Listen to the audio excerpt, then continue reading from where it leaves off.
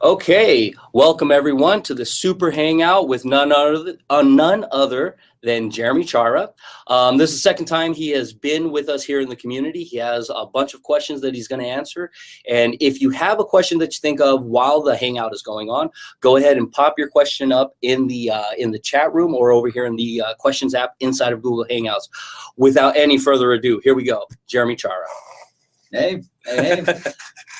Good to hear from you, and good to have you joining us for any of the questions that you have. So please, as Jack said, if you have any questions, feel free to chat them in over on the side of your browser, and we can run through it. So I have a few questions from the blog, from Facebook, Twitter, from a lot of the Slack community participation. So I'll run through some of those while we're waiting for your questions to come in, but I'm always part and partial to those who are here with us right now. So if you have any questions, chat them in, and those will obviously get the most priority over all of them. So it's funny because I looked at the list of questions printed out, and the first one my eyes track to because it strikes right at the heart that I have, which is this one right here. I believe it's from Seth. It says, I enjoy teaching and I love networking and I'd like to become an online trainer. Any advice? Totally. So first off, training, teaching online, it's a completely different realm than teaching in front of a classroom. I've done both over the years, and you have so many more advantages, both from the learner side and from the training side by doing it online. The best thing that you could do if you want to dive into that world is to start your own blog. Start a little blog, start jotting up things, make up stuff. I mean, really get into the technology that you're interested in or whatever you want to teach. And when you find something really cool, start a blog post about it and start thinking about engaging titles. So you say, new CCNA. I know that's one of the topics that a lot of people want to know about. Here's the key things you need to know. There's a great engaging title.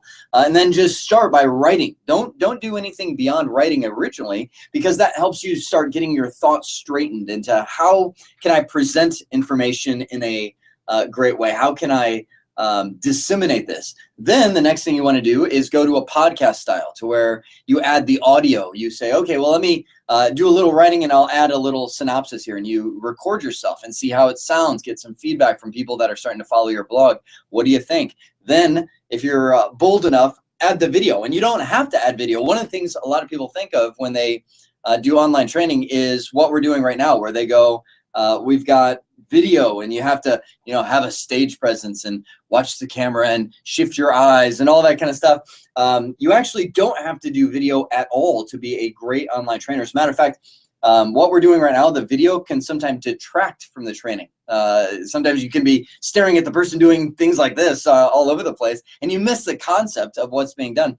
The talking head doesn't actually add all that much. So don't gauge your significance as an online trainer if you do or do not have a good video presence. There's a lot you can do without video at all. So that's how I would get into it, and then you start submitting some of those to an organization. So that's how you could get in to be an online trainer. And I see a lot of viewers have joined since I originally started talking. So if you have any questions, chat them into the right-hand side. The people here obviously will get priority over the people that have chatted in previous questions. But in the meanwhile, let me look at the next one here on the list. And someone else is asking. They said, would you suggest taking different Cisco certification tracks before attempting one CCIE lab exams, like getting a few CCNPs before going to CCIE?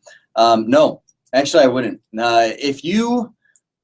It depends on if you want to be a generalist or you want to be somebody who is truly an expert, because that's what the CCIE is. So if you want to be a generalist, if you want to be able to walk into an environment that has voice over IP phones, video streaming, you want to be a security guru and all those kind of things, then yeah, go with a multiple CCNA, CCNP approach.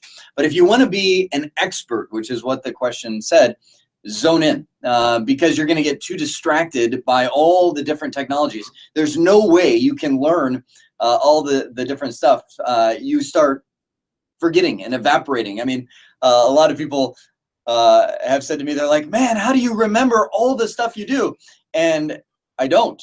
I actually don't at all. You know, every time I teach something, even though it's you know, it's something I've taught before, maybe it was 5 years ago, I'm literally reading books. I'm watching my own videos going, that's what it was. That's right. Okay. So there's only so much capacity. So if you're going for a CCIE, do that. Don't dilute yourself by getting into multiple CCNAs and now I'll get a little into all these different worlds. So good. Next question.